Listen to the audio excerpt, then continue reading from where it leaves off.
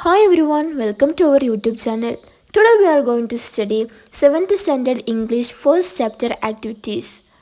A robot with a virus per chapter activities ആണ് നമ്മൾ നോക്കാൻ പോകുന്നത്. ക്വസ്റ്റ്യൻ ആൻസർ നമ്മൾ നേരത്തെ ഒരു വീഡിയോ ചെയ്തിട്ടുണ്ട്. ഇനി നമുക്കിതിലെ ആക്ടിവിറ്റീസ് നോക്കാം. അപ്പോൾ ഫസ്റ്റ് ആക്ടിവിറ്റി വരുന്നത് ഇതിൽ ക്വസ്റ്റ്യൻ ഇതാണ്. These are some of the events that are described in the story. Read them carefully. എന്ന് വെച്ചാൽ ഈ സ്റ്റോറിയിലത്തെ ചില ഇവൻറ്റ്സ് ഇവിടെ താഴെ കൊടുത്തിട്ടുണ്ട്. അത് നമുക്ക് നോക്കാം. ഇവിടെ 1 to 10 പോയിൻറ്റ്സ് ഉണ്ട്. അപ്പോൾ നിങ്ങൾ എന്ത് ചെയ്യുക, അതൊക്കെ ഒന്ന് ആദ്യം വായിച്ച് നോക്കുക. ഇനി 10 പോയിൻറ്റ്സ് നമ്മൾ റീഡ് ചെയ്ത് കഴിഞ്ഞാൽ നമുക്ക് നെക്സ്റ്റ് പേജിൽ കാണാം arrange the events in order. Arrange the events in order എന്ന് വെച്ചാൽ നമ്മൾ കഴിഞ്ഞ പേജ് കണ്ടില്ല 10 പോയിൻറ്റ്സ്. ആ 10 പോയിൻറ്റ്സ് അവിടെ റീ ഓർഡറിലാണ് കൊടുത്തിട്ടുള്ളത്. അപ്പോൾ എന്ത് ചെയ്യുക, ആ റീ ഓർഡറിൽ കൊടുത്ത ഈ ഓരോ ഇവൻറ്റ്സ് എന്ത് ചെയ്യുക, ഈ പേജിലേക്ക് ഓർഡറിലാക്കിയിട്ട് എഴുതാനാണ് പറഞ്ഞിരിക്കുന്നത്. ഓൾറെഡി നമുക്ക് ഈ കഥ അറിയുന്നതാണല്ലോ. അപ്പോൾ ഈ ഓരോ പോയിൻറ്റ്സ് കാണുമ്പോൾ നമുക്ക് എന്ത് ചെയ്യാം, മനസ്സിലാക്കാം ഏതാണ് ഫസ്റ്റ് പോയിൻ്റ്, ഏതാണ് ലാസ്റ്റ് വരുന്നത് ഒക്കെ ഒരു സ്റ്റെപ്പ് ബൈ സ്റ്റെപ്പായിട്ട് നമുക്ക് എന്ത് ചെയ്യാം, മനസ്സിലാക്കാം. ഇതിലെ രണ്ടാമത്തെ പോയിൻ്റ് നിങ്ങൾ നോക്കിക്കേ. Ricky's parents purchase the butler robot. റിക്കിയുടെ പേരൻസ് ബട്ട്ലർ റോബോട്ടിനെ എന്ത് ചെയ്യുന്നു, വാങ്ങിക്കുന്നു, പർച്ചേസ് ചെയ്യുന്നു. അതാണ് എന്ത് ചെയ്യേണ്ടത്, നമ്മൾ ഫസ്റ്റ് കോളത്തിൽ എഴുതേണ്ടത്. ഇനി നെക്സ്റ്റ് ഇവിടെ ശ്രദ്ധിച്ചാൽ നിങ്ങൾ ഫോർത്ത് പോയിന്റ് ശ്രദ്ധിച്ചേ. Ricky's mother gives him chores to do around the house. റിക്കിയുടെ അമ്മ എന്ത് ചെയ്യുന്നു, വീട്ടുജോലികളൊക്കെ കൊടുക്കുന്നു. അതാണ് ഇവിടെ എഴുതേണ്ടത്, നമ്മൾ രണ്ടാമത്തെ കോളത്തിൽ എഴുതേണ്ടത്. ഇനി ഇവിടെ 7th പോയിന്റ് നോക്കിക്കേ. Ricky's wakes up to find his room perfectly clean and tidy. അതാണ് ഇവിടെ എഴുതേണ്ടത്. ഇവിടെ 3rd കോളം കണ്ടില്ലേ, അവിടെ ഈ പോയിൻ്റാണ് എഴുതേണ്ടത്. ഇനി നെക്സ്റ്റ് ഇവിടെ ഇതിൽ ഫസ്റ്റ് പോയിന്റ് ശ്രദ്ധിച്ചേ. Ricky searches for his missing T shirt and football. ഇതാണ് ഇതിൽ 4th പോയിന്റ്. അടുത്തതായി ഇതിലെ 8th പോയിന്റ് നോക്കിക്കേ. Ricky follows the butler robot around the house to spy on it. അതാണ് നമ്മുടെ 5th പോയിന്റ്. അപ്പോൾ ഈ പോയിന്റ് എന്ത് ചെയ്യാം, 5ാമത്തെ കോളത്തിലേക്ക് എഴുതാം. Next 9th one. Ricky catches the butler robot red handed. അതാണ് 6th 6ാമത്തെ പോയിന്റ്. അതെന്ത് ചെയ്യുക, അതുപോലെ തന്നെ എടുത്തിട്ട് നമ്മുടെ 6th കോളത്തിലേക്ക് എഴുതുക. നെക്സ്റ്റ് ഇതാ നമ്മൾ ഇവിടെ വരുമ്പോൾ ഇതിൽ 3ാമത്തെ ലൈൻ നോക്കിക്കേ. Ricky complains to his parents about the butler robot. Butler റോബോട്ടിനെ പറ്റി റിക്കി എന്ത് ചെയ്തു, റിക്കിയുടെ പേരൻസിനോട് കംപ്ലയിൻറ്റ് ചെയ്തു. അതാണ് 3ാമത്തെ ലൈന്. ആ 3ാമത്തെ പോയിൻ്റാണ് നമ്മൾ ഇതാ ഇവിടെ 7th പോയിൻ്റ് ആയിട്ട് എഴുതേണ്ടത്. അപ്പോൾ ഇവിടെ 7ാമത്തെ ലൈനിൽ നമ്മൾ എന്താ എഴുതേണ്ടത്, Ricky complains to his parents about the butler robot. Next ഇവിടെ താഴത്തെ 10th പോയിന്റ് നോക്കിക്കേ. Ricky becomes ashamed of how he treated his belongings. അതാണ് ഇവിടെ 8ാമത്തെ ലൈൻ കണ്ടില്ലേ, അവിടെ എഴുതേണ്ടത്. Ricky becomes ashamed of how he treated his belongings. ഇങ്ങനെ 8ാമത്തെ ലൈനിൽ എഴുതാം. നെക്സ്റ്റ് ഈ പേജിൽ 5th പോയിന്റ് നോക്കിക്കേ. Ricky starts taking better care of his possessions. അതാണ് നമ്മൾ നെക്സ്റ്റ് ലൈനിൽ എഴുതേണ്ടത്. 9th ലൈനിലെ അവിടെ എഴുതേണ്ടത് Ricky starts taking better care of his possessions. And finally last one അവിടെ കൊടുത്തിട്ടുണ്ടല്ലോ, എന്താ, Ricky decides to become a maximum efficiency boy. അപ്പോൾ ഇതാണ് 10th വൺ. ഇതോടെ കൂടെ നമ്മുടെ ഫസ്റ്റ് ആക്ടിവിറ്റി കഴിഞ്ഞിട്ടുണ്ട്. ഇനി നെക്സ്റ്റ് ഇതാ വരുന്നത് നോക്കിക്കേ. B. Write a paragraph using the events described above. നമ്മുടെ മുകളിൽ കൊടുത്ത ഈവൻറ്റ്സ് ഉണ്ടല്ലോ, അത് യൂസ് ചെയ്തിട്ട് അത് ഡിസ്ക്രൈബ് ചെയ്തിട്ട് ഒരു പാരഗ്രാഫ് എഴുതാനാണ് പറയുന്നത്. ഇപ്പോൾ നമ്മളിതിന് തൊട്ട് മുമ്പ് എഴുതിയ പോയിൻറ്റ്സ് ഇല്ലേ, അതെന്തൊക്കെയായിരുന്നു, 1 by 1 ആയിട്ട് നമ്മൾ സ്റ്റെപ്പ് ബൈ സ്റ്റെപ്പായിട്ട് എഴുതിയല്ലോ. അതെന്തൊക്കെയായിരുന്നു, ഫസ്റ്റ് റിക്കിയുടെ പേരൻസ് റോബോട്ടിനെ വാങ്ങിക്കുന്നു, പിന്നെ അതിനെ കൊണ്ട് വീട്ടുജോലികളൊക്കെ ചെയ്യിപ്പിക്കുന്നു, പിന്നെ നമ്മുടെ റിക്കിയുടെ ടീഷർട്ടും ഫുട്ബോൾ എന്ത് ചെയ്യുന്നു, മിസ്സായിരുന്നു. പിന്നെ ഫൈനലി ലാസ്റ്റിലേക്ക് എന്തായിട്ടാണ് വരുന്നത്, റിക്കി ഒരു ഗുഡ് ബോയ് ആയിട്ടല്ലേ വരുന്നത്. അപ്പോൾ അതൊക്കെ ഉൾക്കൊള്ളിച്ച് നമുക്കൊരു ഷോർട്ട് പാരഗ്രാഫ് ആക്കിയിട്ട് എന്ത് ചെയ്യണം, ഇവിടെ ആ ഇവൻറ്റ്സ് ഒക്കെ ഡിസ്ക്രൈബ് ചെയ്തുകൊണ്ട് നമുക്ക് എന്ത് ചെയ്താൽ ഇവിടെ ഒരു ചെറിയൊരു പാരഗ്രാഫ് എഴുതാം. ഇനി ആൻസർ നോക്കിക്കേ. Ricky was an 11 years old boy. He was very untidy and scattered his things everywhere in the house. റിക്കിയുടെ സാധനങ്ങൾ അവിടെ ഇവിടെ വീട്ടിൽ അവിടെ ഇവിടെ ഇങ്ങനെ വിതറി കിടക്കുമായിരുന്നു. His father was an expert in robotics and his mother was a manager in a bank. അമ്മ ബാങ്കിലത്തെ ഒരു മാനേജറും അച്ഛൻ റോബോട്ടിക്സിൽ എക്സ്പേർട്ടുമായിരുന്നു. She had to leave early for work. അപ്പോൾ ഈ അമ്മയ്ക്ക് ജോലിക്ക് പോകാൻ വേണ്ടിയിട്ട് വീട്ടിൽ നിന്ന് ഡെയിലി നേരത്തെ പോകേണ്ടി വന്നു. So they purchased A latest model butler robot. അപ്പോൾ അവരെന്ത് ചെയ്തു? ഒരു ലേറ്റസ്റ്റ് മോഡലായിട്ടുള്ള ഒരു ബട്ട്ലർ റോബോട്ടിനെ വാങ്ങിച്ചു. Ricky's mother gave the robot chores to do around the house. Ricky woke up to find his room perfectly clean and tidy. Ricky രാവിലെ ഉണർന്നപ്പോൾ തൻ്റെ room perfect ആയിട്ട് clean ആയിട്ട് നല്ല വൃത്തിയുള്ളതായിട്ടാണ് റിക്കി കാണുന്ന കാഴ്ച. He searched for his missing t-shirt and football. He could not find them and so he complained to his parents about the butler robot. അപ്പോൾ എന്താ ചെയ്തത്? റിക്കിയുടെ മിസ്സിങ് ആയിട്ടുള്ള ടീഷർട്ടും ഫുട്ബോളും റിക്കി ഒരുപാട് തിരഞ്ഞു എന്നിട്ടും കിട്ടാണ്ടായിരം റിക്കി ഈ ബട്ട്ലർ റോബോട്ട് ഉണ്ടല്ലോ ആ റോബോട്ടിനെ പറ്റി തൻ്റെ പേരൻസിനോട് കംപ്ലൈൻറ്റ് ചെയ്തു. He followed the butler robot around the house to spy on it. He caught the butler robot red-handed. Ricky butler റോബോട്ടിനെ എന്ത് ചെയ്തു? പിന്തുടർന്നു. അങ്ങനെ he caught the butler robot red-handed. Ricky എന്ത് ചെയ്തു? ബട്ട്ലർ റോബോട്ടിനെ കൈയോടെ പിടികൂടി. Ricky became ashamed of how he treated his belongings. He started taking better care of his possessions.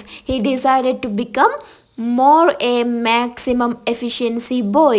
അങ്ങനെ റിക്കി എങ്ങനെയുള്ളവനായി നല്ലൊരു ഗുഡ് ബോയ് ആയിട്ട് റിക്കി എന്ത് ചെയ്തു? ഫൈനലി റിക്കി ചേഞ്ച് ആയി കഴിഞ്ഞു. ഇതാണ് നമ്മുടെ ഈ ഷോർട്ട് പാരഗ്രാഫ്. അപ്പോൾ നമ്മൾ ആക്ടിവിറ്റി ഫസ്റ്റിലെ എ ആൻഡ് ബി ഭാഗം കംപ്ലീറ്റ് ചെയ്തിട്ടുണ്ട്. ഇനി നെക്സ്റ്റ് ആക്ടിവിറ്റി 2 അത് നോക്കിക്കേ. അതിലൊരു ക്വസ്റ്റ്യൻ കാണാം. We saw a change in Ricky's behavior at the end.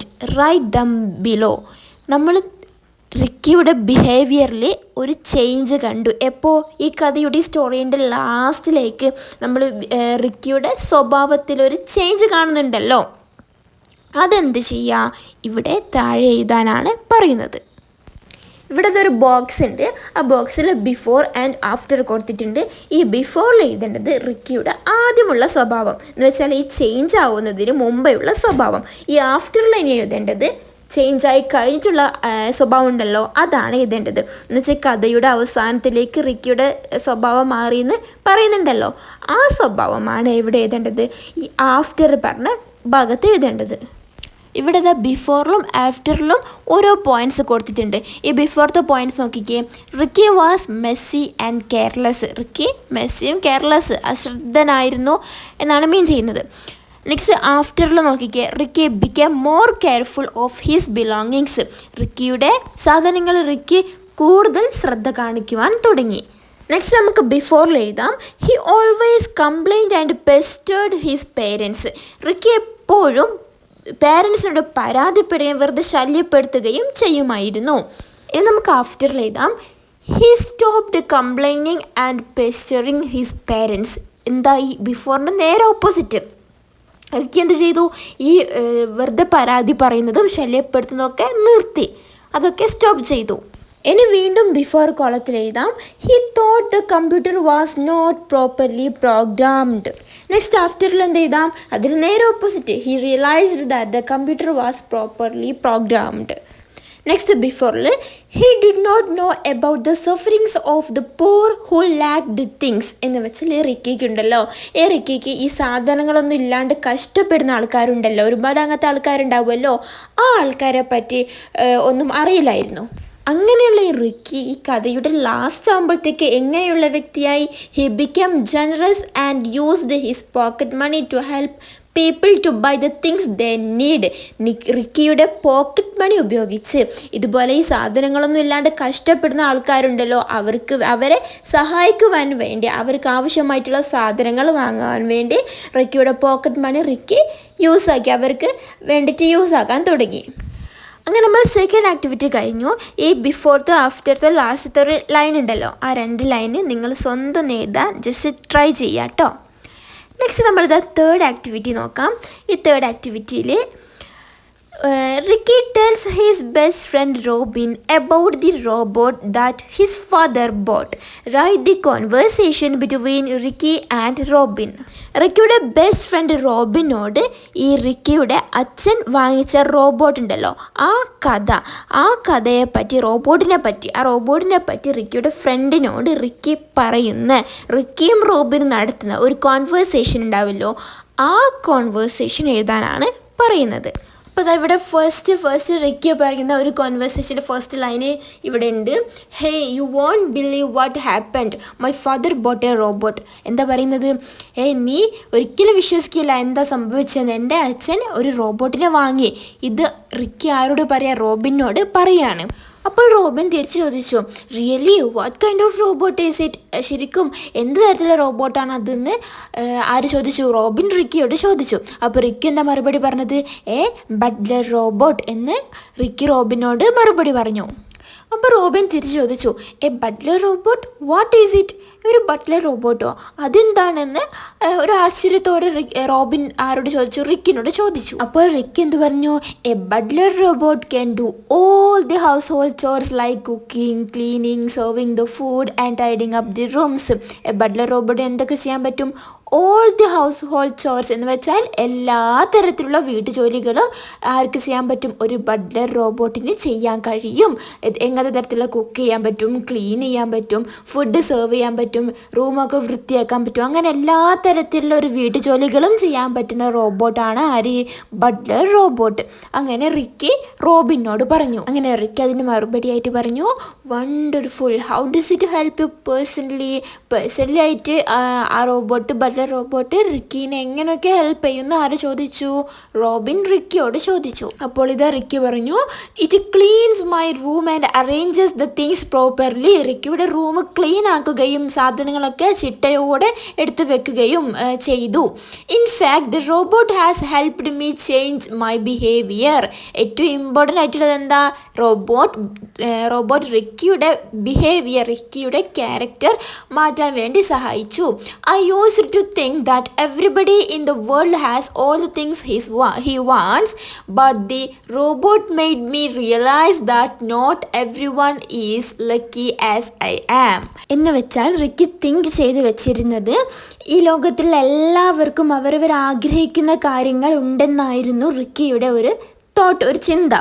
പക്ഷേ റോബോട്ട് അത് ഇങ്ങനെ റിക്കീനെ മനസ്സിലാക്കിപ്പിച്ചു. എങ്ങനെയാ? റിക്കിക്ക് എല്ലാ സാധനങ്ങളും, റിക്കി ആഗ്രഹിക്കുന്ന സാധനങ്ങളൊക്കെ റിക്കീൻ്റെ അടുത്തുണ്ട്, അതുപോലെ എല്ലാവർക്കും ഇല്ല എന്ന് റോബോട്ട് ബട്ട്ലർ റിക്കീനെ മനസ്സിലാക്കിപ്പിച്ചു. ഇങ്ങനെയൊക്കെ റിക്കി പറയുന്ന കേട്ടിട്ട് റോബിൻ തന്നെ എന്ത് പറഞ്ഞു?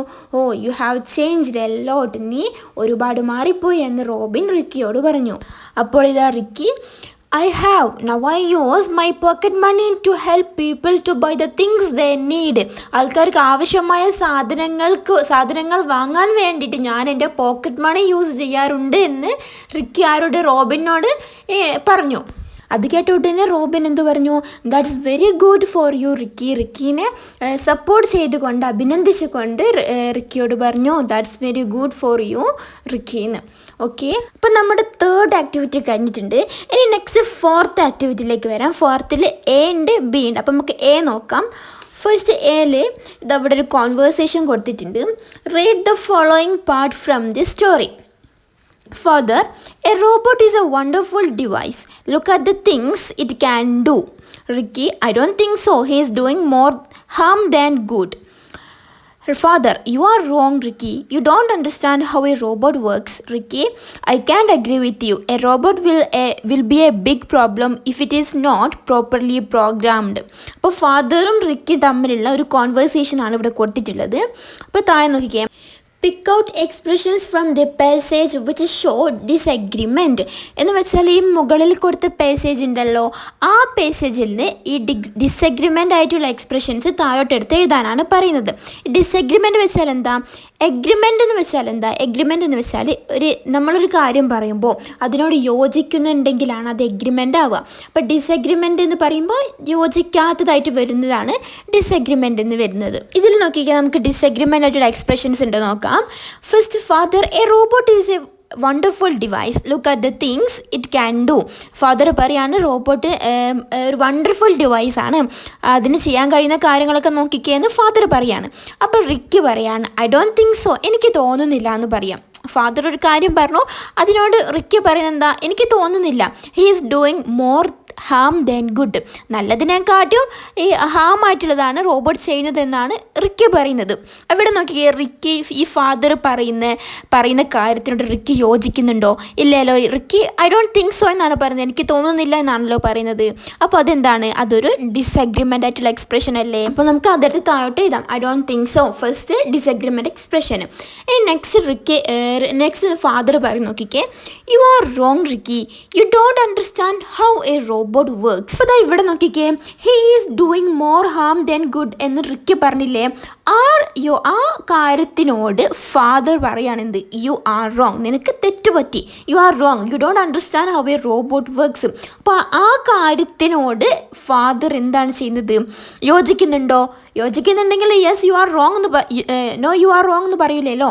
അപ്പോൾ ഇവിടെ എന്താ? ഫാദർ യു ആർ റോങ് എന്ന് പറഞ്ഞില്ലേ? അത് എന്താണ്? ഒരു ഡിസഗ്രിമെൻ്റ് എക്സ്പ്രഷൻ അല്ലേ? അപ്പോൾ അതെന്ത് ചെയ്യുക? താഴോട്ട് എടുത്ത് എഴുതുക. രണ്ടാമത്തെ ലൈനിൽ എന്ത് ചെയ്താൽ? യു ആർ റോങ് എന്ന് എഴുതാം.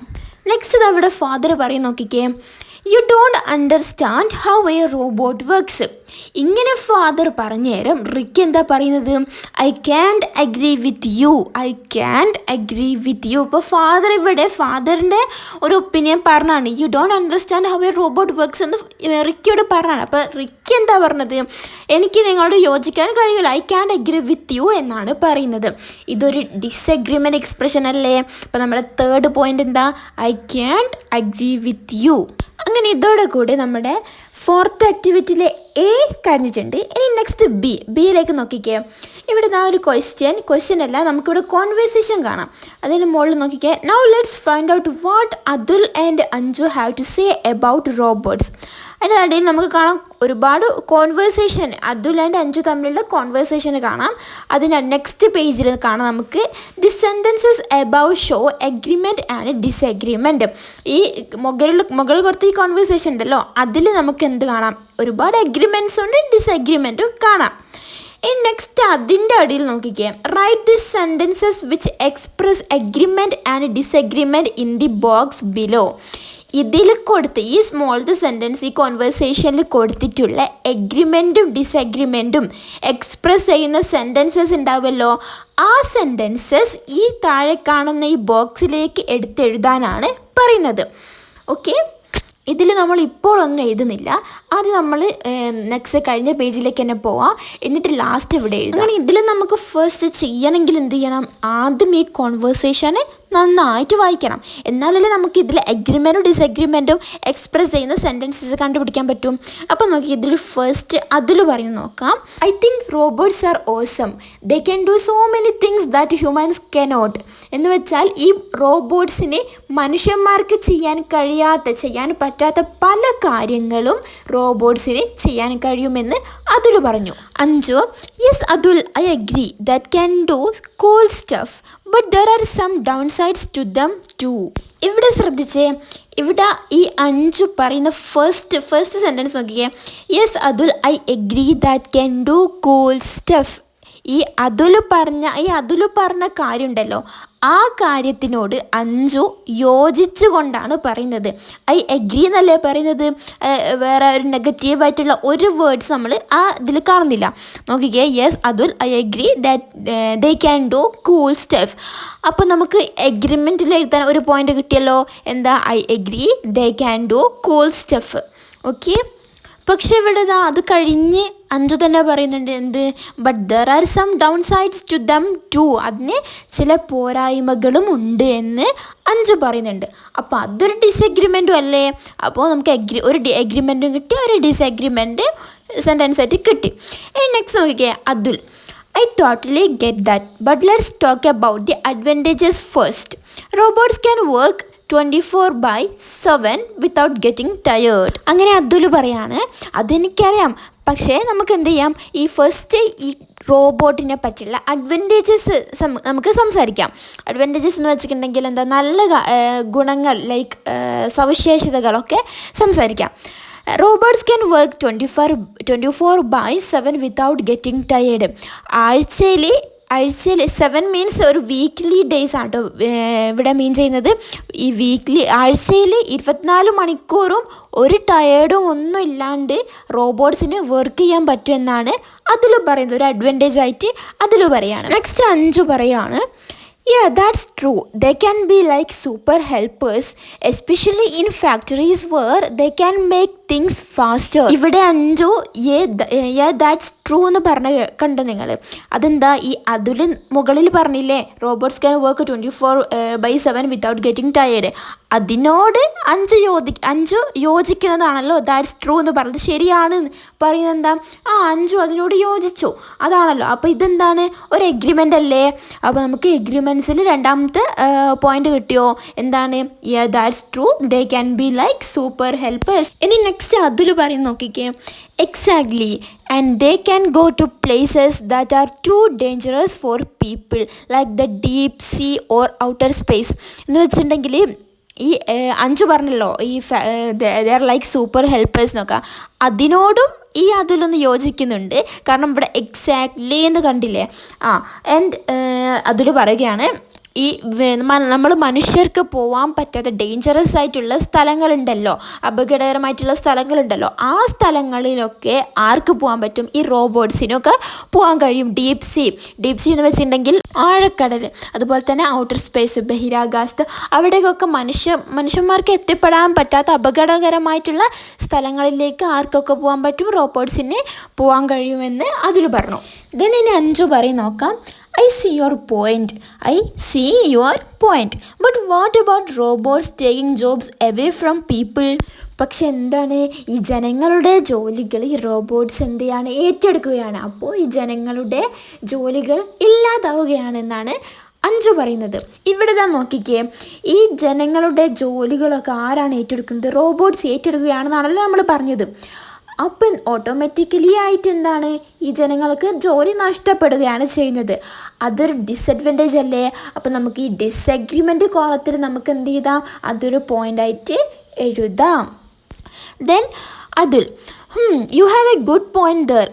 That can be a disadvantage, but they can also create new jobs in the field of robotics. ഇവിടെ എന്താണ് പറയുന്നത്, അതെ നീ പറയുന്ന നല്ലൊരു പോയിൻ്റാണ് നീ ഇപ്പം പറഞ്ഞതെന്ന് അതിൽ പറഞ്ഞു.